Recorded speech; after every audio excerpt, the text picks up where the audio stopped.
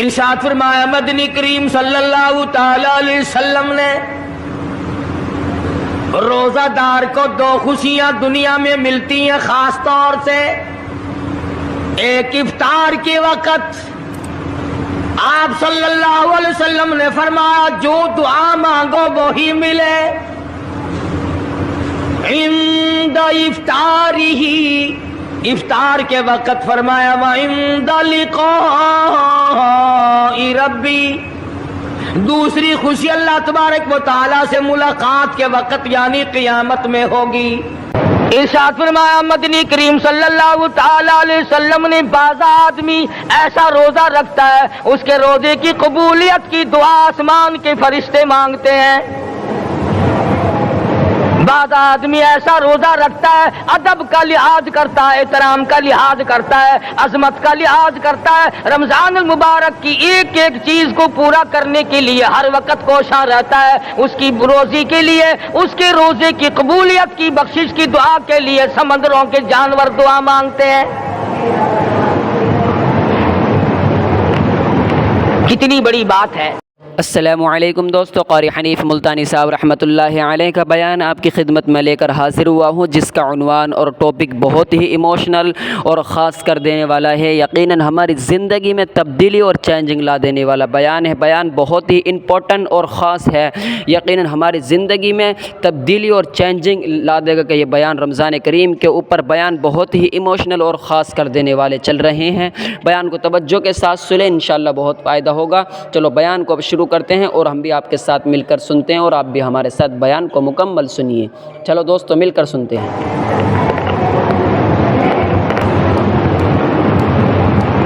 آج جو لوگ مانگ رہے ہیں، جو لوگ اللہ کے ذکر میں بیٹھے ہیں، یہ پاگل نہیں، یہ دیوانے نہیں. ارشاد مدنی کریم صلی اللہ علیہ وسلم کا اسی رات کے بارے میں فرمایا اللہ پاک جبریل امین کو حکم دیتے ہیں جھنڈا لے کر دنیا میں چلے جاؤ، لاکھوں کروڑوں فرشتوں کو ساتھ لے جاؤ، ہر گھر میں جاؤ، ہر دعا کرنے والے کی دعا پہ آمین کہو. جہاں جا میرے نیک بندے موجود ہیں اور جبریل ان سے مصافحہ کر.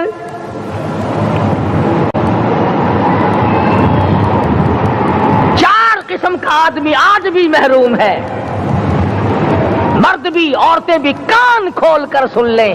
4 قسم کے آدمی آج کی رات بھی اللہ کی رحمت سے محروم ہے، شب قدر کی برکتوں سے محروم ہے، سعادتوں سے محروم ہے، رمضان کی خوشبختیوں سے محروم ہے. 4 قسم کا آدمی. سب سے پہلا شرک کرنے والا، اللہ کی ذات میں صفات میں کسی ولی کو، کسی پیر کو، کسی فقیر کو، کسی پیغمبر کو، کسی غوث قطب اور ابدال کو جو شریک کرتا ہے، نہ اس کو شب قدر کام آتی ہے نہ رمضان کام آتا ہے. شرک اتنی بری لعنت ہے کہ تمام اعمال کی جڑیں اکھاڑ کر پھینک دیتا ہے. آج مسلمان چلاک بڑے ہیں.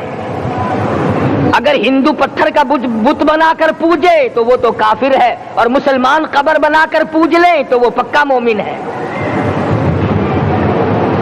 الف لام میم سے لے کر والناس تک سارا قرآن پڑھو، ترجمے چھپے ہوئے ترجموں کے قرآن پڑھو. فرمایا لا تشرک باللہ، اے معاذ اللہ کی ذات و صفات میں کسی کو شریک نہ بنانا. ان قتلت او حرقت، یہاں تک کہ تجھے چاہے جلا دیا جائے یا قتل کر دیا جائے، جلا کر خاک کر دیا جائے، اللہ کی ذات صفات میں کسی کو شریک نہ بنانا. اور یہی مفہوم ہے لا الہ الا اللہ محمد الرسول اللہ صلی اللہ علیہ وسلم کا. فاران کی چوٹیوں پہ کھڑے ہو کر کالی کملی والے صلی اللہ علیہ وسلم نے جو سب سے پہلا خطبہ دیا، جو سب سے پہلا نرالا خطبہ دیا، وہ یہی تھا لا الہ الا اللہ، اللہ کے سوا معبود کوئی نہیں، پوجا کے قابل کوئی نہیں، نظر نیاز کے قابل کوئی نہیں، حاجت روا کوئی نہیں، مشکل کشا کوئی نہیں، تیری میری فریاد سننے والا کوئی نہیں، ایک اللہ کی ذات ہے.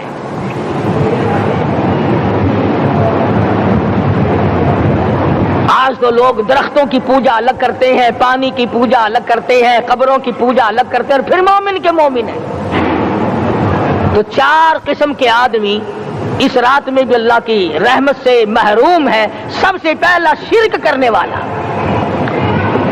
دوسرے نمبر پہ جس کے گھر میں کتا ہو یا خنزیر ہو، شوقیہ کتا یا خنزیر پال رکھا ہو، تیسرے نمبر پر وہ مرد عورت جو بدکاری بدماشی کر کے بے غسلے پڑے ہوں، اس گھر میں جبریل یا کوئی رحمت کا فرشتہ آج دریائے کرم بہ رہا ہے پھر بھی نہیں جاتے۔ اور چوتھے نمبر والا جو مسئلہ ہے اس میں ایسا معلوم ہوتا ہے کہ ہمارے کسی کے گھر میں بھی فرشتے نہیں جائیں گے۔ اب پہلے 3 نمبروں میں تو آپ خوش ہو گئے ہوں گے کہ الحمدللہ کافی سارے لوگ ہیں جو شرک نہیں کرتے یا کتا خنزیر نہیں پالتے، الحمدللہ نیک لوگ ہیں، اچھی نسل ہے، شرافت والے ہیں، بدکاری بدماشی زنا بھی نہیں کرتے۔ مگر چوتھا جرم ایسا ہے کہ وہ عام لوگ کرتے ہیں اور عام گھر محروم رہ جاتے ہیں، اور وہ ہے شوقیہ تصویر گھر میں رکھنا۔ ایک لڑکا اٹھتا ہے گھر میں، کبھی کسی کی تصویر لگا لیتا ہے، کبھی کسی کی تصویر لگا لیتا ہے۔ ایک لڑکے نے جو حرکت کی سارا گھر محروم ہو گیا اللہ کی رحمت سے۔ شب قدر والی رات میں، لیلۃ القدر کی رات میں، نجات والی رات میں، کامیابی والی رات میں، رستگاری والی رات میں، اللہ کی رحمت والی رات میں، بخشش والی رات میں، آج کی رات میں اللہ پاک کروڑوں آدمیوں کو دوزخ سے نکال کر جنت کا داخلہ عطا فرمائیں گے۔ یہ 4 قسم کے آدمی پھر بھی محروم ہیں۔ اپنے آپ کو بچانے کی کوشش کرو، عام رحمت برسے پھر بھی اگر محروم رہ جائے کتنی بری بات ہے۔ امام فخر الدین رازی رحمت اللہ علیہ نے لکھا ہے کہ شب قدر کی عبادت اگر ایک رات کسی کو مل جائے تو 83 سال 4 مہینے مستقل عبادت میں گزارنے کا ثواب ملتا ہے۔ وہ رحمت والی رات ہے اور لوگوں مانگنے والی رات ہے، جھولی پھیلانے والی رات ہے، بگڑی بنوانے والی رات ہے، اجڑوں کو بسانے والی رات ہے، بچھڑوں کو ملانے والی رات ہے، اللہ کا دروازہ کھٹکھٹانے والی رات ہے، اللہ کے آسمان کی طرف سے آوازیں آتی ہیں مانگو کیا مانگتے ہو، وہ رات ہے۔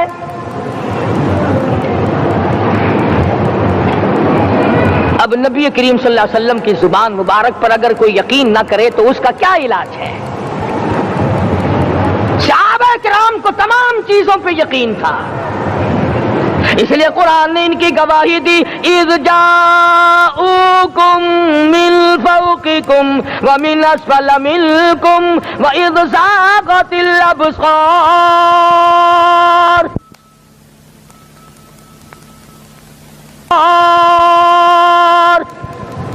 وبلغت القلوب الحناجر۔ فرمایا کہ صحابہ کے سانس گلے میں اٹک گئے تھے، پیاس اور بھوک کی وجہ سے میدان جہاد میں کھڑے تھے، پریشان حال تھے، مگر پھر بھی اتنا مضبوط ایمان تھا، کہتے تھے وما زادہم الا ایمانا و تسلیما، ہمارا نبی سچا، ہمارا خدا سچا، ہمارا قرآن سچا۔ بے شمار واقعات قرآن کریم پیش کرتا ہے صحابہ کرام کے کہ انہوں نے اپنی زندگی میں کبھی بھی اس قسم کا کام نہیں کیا جس سے اسلام بدنام ہوتا ہو۔ حضرت امیر معاویہ رضی اللہ تعالیٰ عنہ کاتب وحی قرآن کا منشی، اتنا سچا عاشق تھا، اتنا بڑا دیوانہ اور پروانہ تھا، صلح حدیبیہ والے دل جو مدنی کریم صلی اللہ علیہ وسلم کے منہ مبارک بال مبارک ہاتھ آئے، حضور کے ناخن ہاتھ آئے، آخری وقت میں وصیت کی جب مجھے غسل دے کر فارغ ہو جاؤ، جب کفن پہنا چکو، جب میرا منہ کفن میں چھپانے لگو، میرے آقا کے ناخن اور بال میرے آنکھوں پہ رکھ دینا۔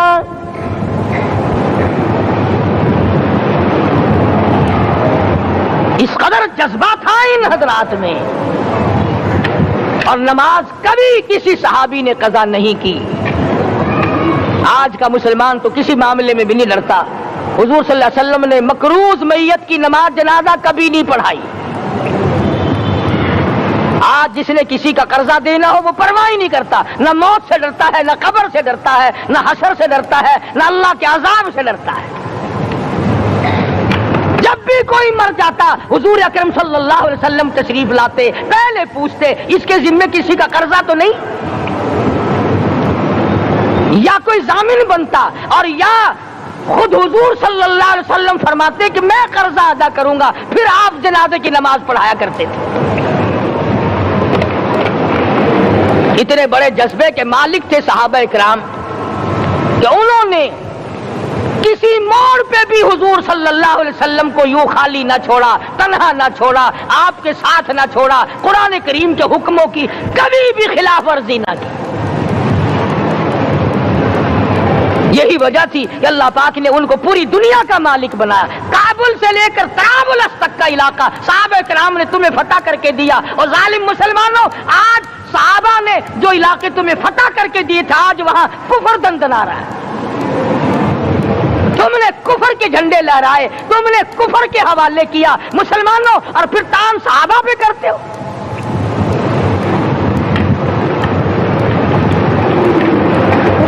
کی رات کے بارے میں قرآن کریم فیصلہ کرتا ہے، فرمایا لیلۃ القدر خیر من الف شہر،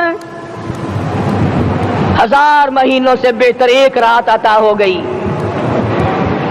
اللہ کے لاڈلے نبی حضرت محمد الرسول اللہ سب کہہ دو صلی اللہ علیہ وسلم کو رنج ہوا، میری امت کی عمریں کم ہیں، پہلی امتوں کے لوگ بازی لے جائیں گے، ان کی نیکیاں بڑھ جائیں گی۔ اللہ پاک نے فرمایا میرے محبوب غمزدہ نہ ہو، پریشان نہ ہو، میں نے تیری امت کو ایک رات ایسی دے دی جو 1000 مہینوں سے بہتر ہے۔ مگر آج کی رات میں کون سے سینما بند ہو گئے، آج کی رات میں لوگوں نے کون سا جوا کھیلنا چھوڑ دیا، آج کی رات میں کون سے لوگوں نے روزے رکھ کر عبادت میں نیت باندھ لی۔ الحمدللہ نیکی کرنے والوں کی بھی کمی نہیں، مگر بغاوت کرنے والوں کی بھی تختے زمین پہ کمی نہیں۔ خدا کہتا مانگو کیا مانگتے ہو، ہم کہتے ہیں نہیں ہمیں ضرورت ہی نہیں۔ فرمایا تنزل الملائکۃ والروح فیہا بإذن ربہم من کل امر سلام۔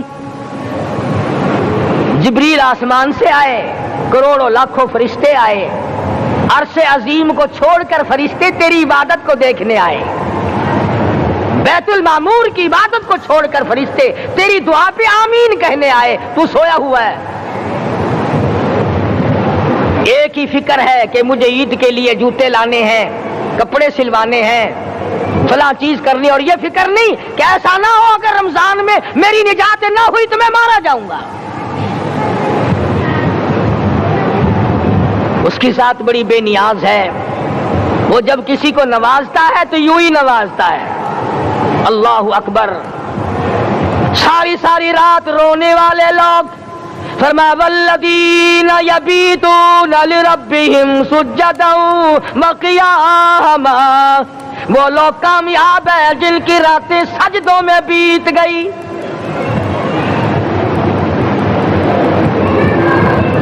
ان مسجدوں میں ہم سے قرآن نہیں پڑھا جاتا، پنکھوں کے نیچے قرآن نہیں پڑھا جاتا۔ مولانا حسین احمد مدنی اور حضرت شیخ الہند رحمت اللہ علیہ نے قاہرہ کے جیل خانے میں 18 سیر مکئی پیستے پیستے خدا کا قرآن پڑھا، چکی چلاتے چلاتے قرآن یاد کیا اور قرآن پڑھا۔ مولانا ابوالکلام آزاد نے رانچی جیل میں خدا کا قرآن پڑھا، مجدد الفسانی نے گوالیار کے جیل خانے میں خدا کا قرآن پڑھا۔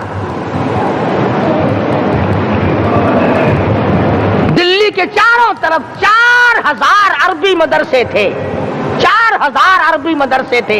अंग्रेज से मुकाबला किया उलमा ने, अल्लाह वालों ने, कुफर के सामने सर झुकाया नहीं, कुफर के सामने डरे नहीं, मरऊब नहीं हुए, मगलूब नहीं हुए। 4000 मदरसों में से दिल्ली से मुरादाबाद तक, दिल्ली से पानीपत तक, दिल्ली से लेकर गाजियाबाद तक, चारों तरफ के इलाके में कोई दरख्त ऐसा ना था जिस पे किसी आलिम दीन की लाश न लटकी हो।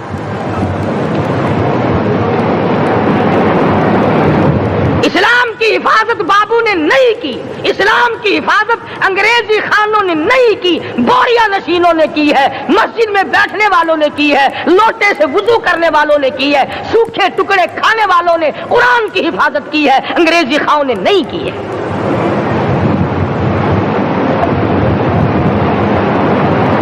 मौलाना जाफर थनेसरी रहमतुल्लाह अलैह, मौलाना हुमैदुल्लाह, मौलाना याहिया सूरत वाले 3 आलिम दीन को पकड़ा है अंग्रेज ने। काले पानी में जाओ, कई मील लंबा चौड़ा कब्रिस्तान जाके वहां देखोगे और उनकी कब्रों के पास खड़े होके पूछना तुम यहाँ क्यों आए थे, खुदा की कसम सारे तुम्हें जवाब देंगे, हम अपनी कौम के साथ वफादारी करते हुए आए हैं।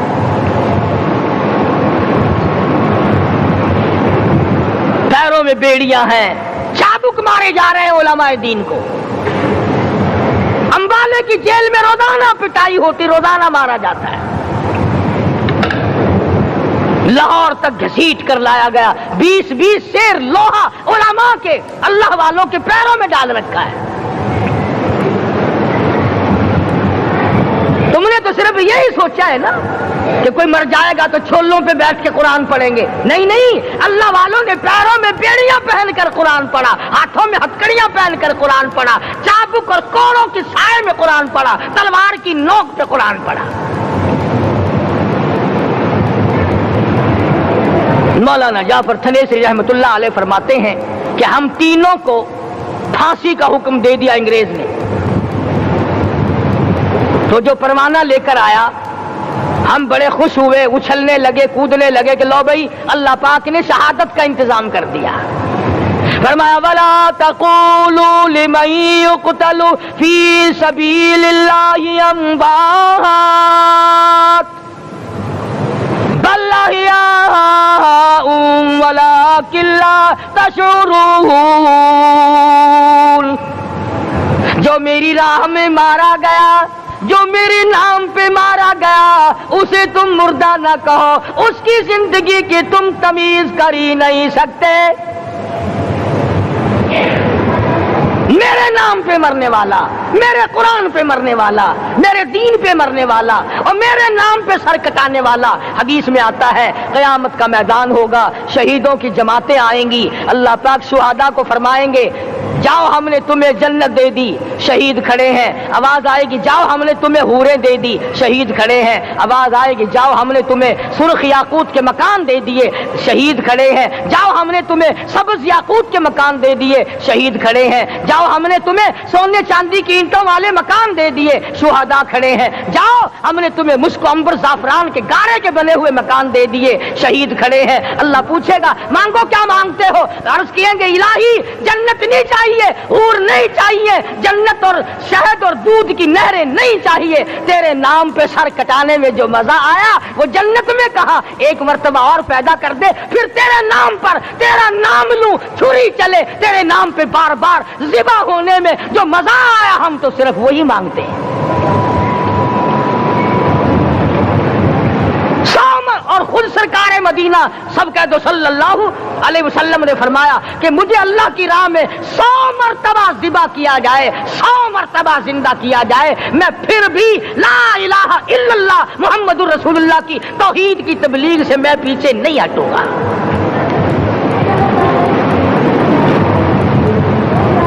कभी तो गौर करो अक्लमंद हो सारे कि आज मुसलमान क्यों मार खा रहा है। अफगानिस्तान में मुसलमान पिट रहा है, हिंदुस्तान में मुसलमान मार खा रहा है, फलस्तीन में मुसलमान मार खा रहा है, लेबनान में मुसलमान की पिटाई हो रही है, श्रीलंका में मुसलमान को ज़िबा किया। आखिर हो क्या गया? हमने ऐसा क्या गुनाह कर दिया कि चारों तरफ कुफर चढ़ गया और हम मर गए? तुमने कुरान छोड़ा, अल्लाह ने अपनी रहमत की चादर उतारी, अल्लाह ने साथ छोड़ दिया, अल्लाह ने नुसरत करनी छोड़ दी। ورنہ قرآن میں خدا کا وعدہ ہے مسلمان تو کھڑا ہو جا، مجاہد بن کر میدان میں تو آ، مقابلہ میں کروں گا۔ خدا کی قسم یہ قرآن گواہ ہے، آل عمران گواہ ہے، چوتھا سپارہ قرآن کا گواہ ہے کہ صحابہ کہتے ہیں ہم نے چھڑی، درخت کی چھڑی کامچی توڑ کر کافر کی طرف یوں اشارہ کیا، گردن وہ جا کے پڑی۔ میدان بدر میں مرنے والے کافروں کا بیان ہے کہ ہمیں انہوں نے نہیں مارا، ہمیں تو کسی اور نے مارا ہے۔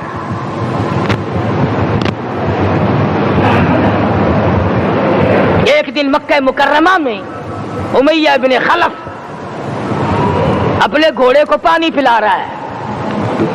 اللہ پاک بیت اللہ کی ہر مسلمان کو زیارت نصیب فرمائے۔